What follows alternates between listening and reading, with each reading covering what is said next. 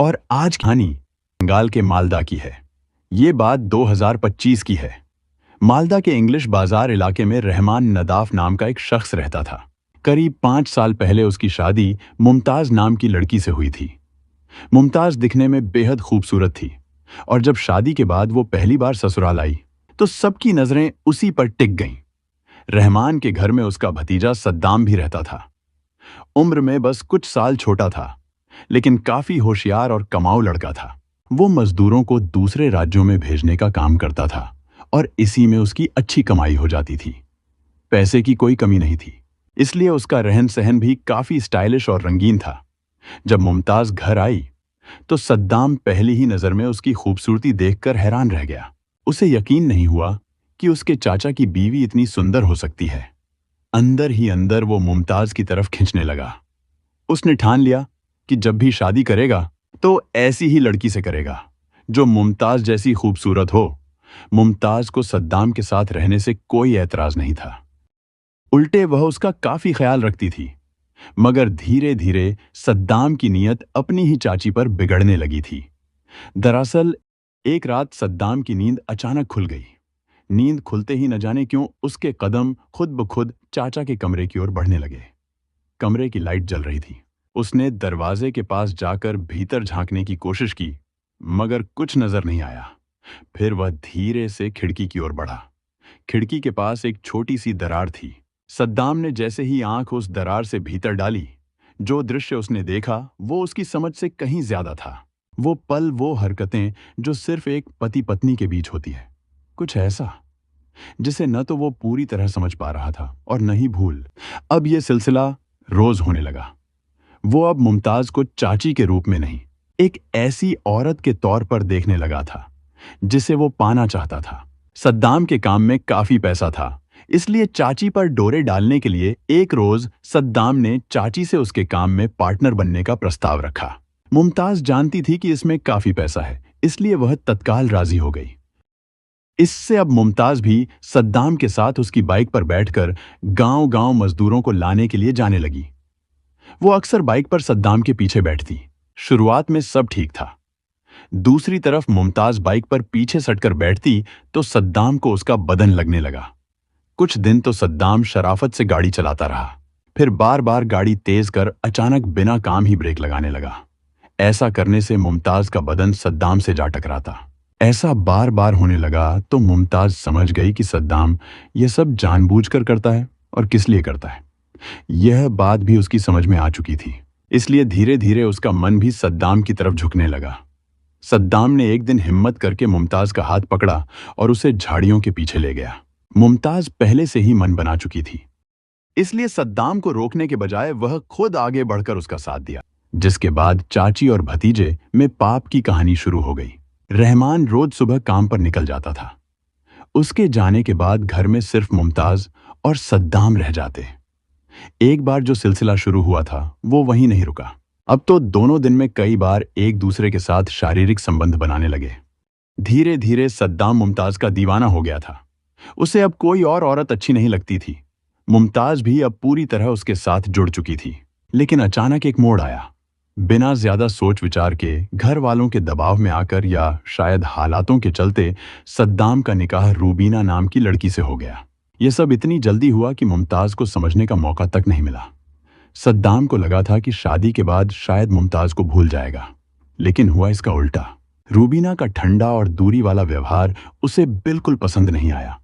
मुमताज जैसी नजदीकी और अपनापन उसे रूबीना में नहीं दिखा।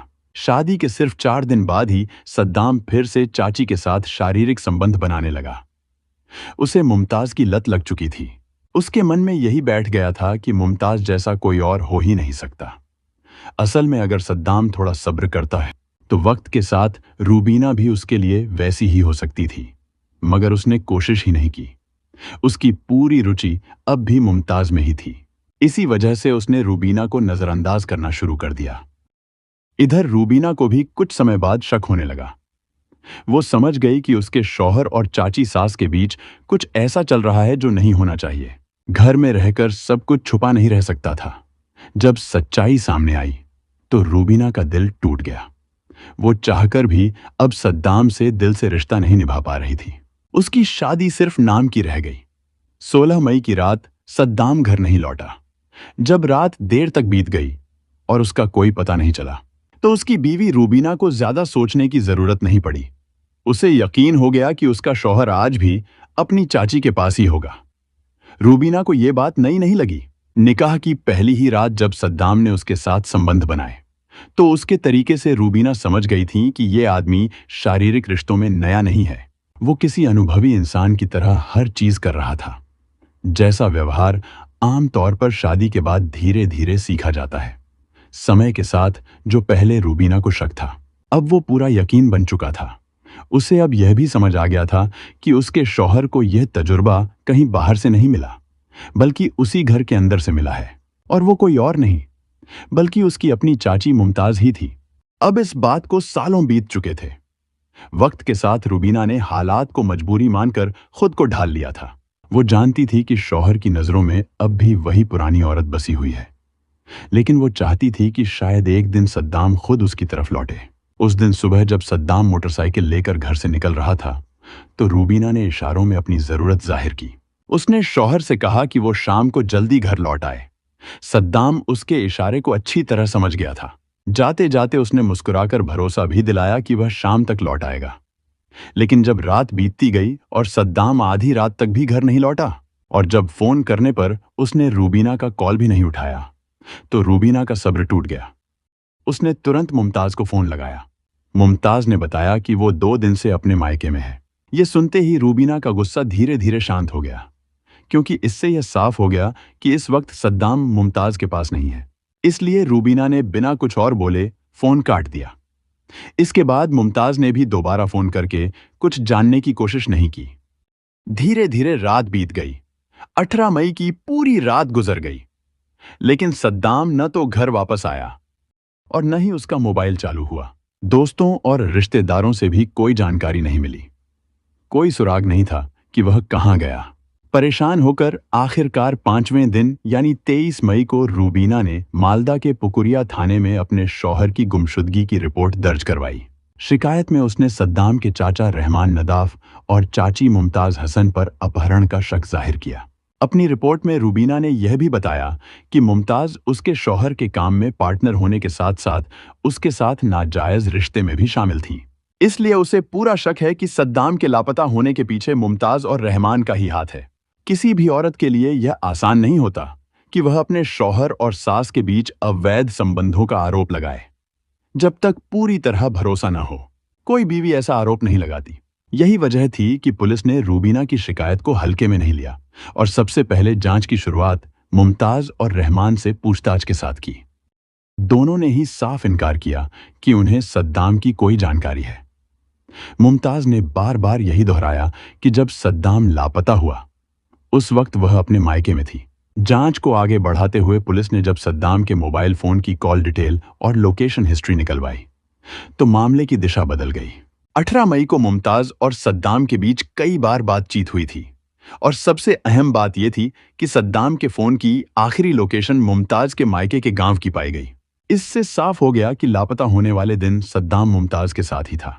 इस अहम सुराग के बाद पुलिस ने मुमताज को एक बार फिर थाने बुलाया और इस बार उससे बेहद सधे और मनोवैज्ञानिक तरीके से पूछताछ की गई। लगातार झूठ बोलते बोलते मुमताज उलझती चली गई। जब पुलिस ने सबूतों के साथ उसके झूठ सामने रखे, तो आखिरकार वह टूट गई। उसने कबूल किया कि उसका सद्दाम के साथ रिश्ता सिर्फ बिजनेस तक सीमित नहीं था, बल्कि दोनों के बीच शारीरिक संबंध भी थे। लेकिन समय के साथ सद्दाम की मांगें बढ़ती चली गईं।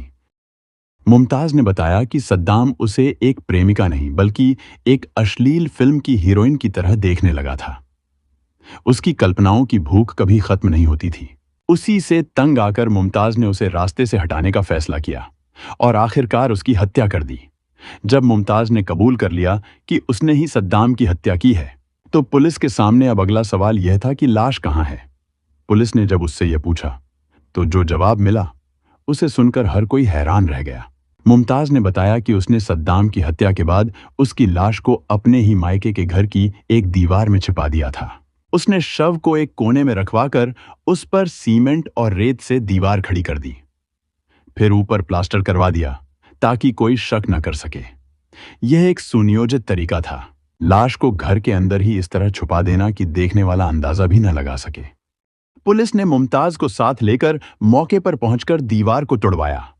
जब दीवार तोड़ी गई तो उसमें से सीमेंट और रेत में सना हुआ शव मिला। डीएनए टेस्ट और कपड़ों के आधार पर पुष्टि की गई कि यह शव सद्दाम का ही था। शव को पोस्टमार्टम के लिए भेज दिया गया और मुमताज को तत्काल गिरफ्तार कर अदालत में पेश किया गया, जहां न्यायालय के आदेश पर उसे न्यायिक हिरासत में भेज दिया गया। जब सद्दाम और मुमताज के बीच का रिश्ता लंबा खिंचने लगा तो सद्दाम ने सोचना शुरू कर दिया कि अब उसे रूबीना को तलाक देकर मुमताज से निकाह कर लेना चाहिए। इसके लिए वह मुमताज पर दबाव डालने लगा कि वह अपने शौहर रहमान को छोड़ दे और उससे शादी कर ले। लेकिन मुमताज के इरादे बिल्कुल अलग थे। उसके खुद के बच्चे थे, एक घर परिवार था और वो यह रिश्ता सिर्फ एक जरूरत या प्यार के लिए नहीं निभा रही थी। उसकी मंशा थी कि सद्दाम उसे अपने धंधे में पार्टनर बनाए रखे ताकि बिना ज्यादा मेहनत के उसके पास अच्छी खासी कमाई आती रहे। इसी वजह से वह सद्दाम को साफ इनकार नहीं कर रही थी, लेकिन निकाह की बात हर बार टालती जा रही थी। जब सद्दाम को यह एहसास हुआ कि मुमताज सिर्फ उसे इस्तेमाल कर रही है और शादी करने का उसका कोई इरादा नहीं है, तो उसने मुमताज को अपने वश में करने के लिए नए रास्ते अपनाने शुरू कर दिए। वह मुमताज के साथ संबंध बनाते हुए अजीब अजीब और अश्लील तरीकों का इस्तेमाल करने लगा। मुमताज को ये सब बातें बहुत खराब लगती थीं। उसे ये सब विदेशी तरीके पसंद नहीं थे और वह धीरे धीरे उससे चिढ़ने लगी। उधर रूबीना को भी इन रिश्तों की भनक लग चुकी थी। मुमताज को समझ में आ गया कि यह खेल अब ज्यादा दिन नहीं छिप सकता। इसीलिए उसने खुद ही सद्दाम से दूरी बनाना शुरू कर दी। सबसे पहले उसने उसका बिजनेस पार्टनर बनना बंद किया ताकि बहाना बना सके कि अब घर आना जाना जरूरी नहीं है। लेकिन जब सद्दाम को यह सब समझ में आया तो वह भड़क गया। उसने मुमताज को धमकी दी कि अगर वह उसकी बीवी नहीं बनी तो वह उसके शौहर और बच्चों को जान से मार देगा। मुमताज जानती थी कि सद्दाम की दीवानगी अब पागलपन की हद तक पहुंच चुकी है। वह यह भी समझ गई कि यह आदमी अब किसी भी हद तक जा सकता है। इसलिए उसने खुद सद्दाम से छुटकारा पाने की ठान ली। मुमताज को यकीन हो गया था कि सद्दाम अब उसके लिए खतरा बन चुका है। वह जानती थी कि अगर वक्त रहते कुछ नहीं किया गया तो वह उसके परिवार को भी नुकसान पहुंचा सकता है। इसी सोच के साथ उसने एक साजिश रची। वह अपने मायके जो दक्षिण दिनाजपुर के टपन इलाके में था, वहां चली गई। वहां से उसने बहाने से सद्दाम को मिलने बुलाया। सद्दाम उस पर पूरी तरह विश्वास करता था, इसलिए बिना किसी संदेह के मुमताज से मिलने पहुंच गया। लेकिन यह मुलाकात उसकी आखिरी साबित हुई। मुमताज ने मौके का फायदा उठाते हुए उसकी हत्या कर दी। फिर शव को अपने मायके के घर की सीढ़ियों के नीचे बने एक कोने में छुपा दिया। उसने शव को दीवार के अंदर रखवाया और ऊपर से सीमेंट और प्लास्टर से उसे पूरी तरह बंद करवा दिया ताकि किसी को शक न हो सके। उसे लगा कि मायके में होने की वजह से उस पर कोई संदेह नहीं करेगा। लेकिन उसकी यह सोच ज्यादा दिन टिक नहीं पाई। सद्दाम की हत्या का रहस्य उजागर हो गया। मुमताज को गिरफ्तार कर जेल भेज दिया गया और शव को दीवार तोड़कर बरामद कर लिया गया। हर रिश्ते की एक मर्यादा होती है। जब कोई उस मर्यादा को लांघता है तो सिर्फ दो लोग नहीं, पूरा परिवार तबाही की ओर बढ़ जाता है। इस कहानी में वासना ने रिश्तों को खून से लाल कर दिया। जहां चाची भतीजे का रिश्ता पवित्र होना चाहिए था, वहां हवस ने जगह ले ली।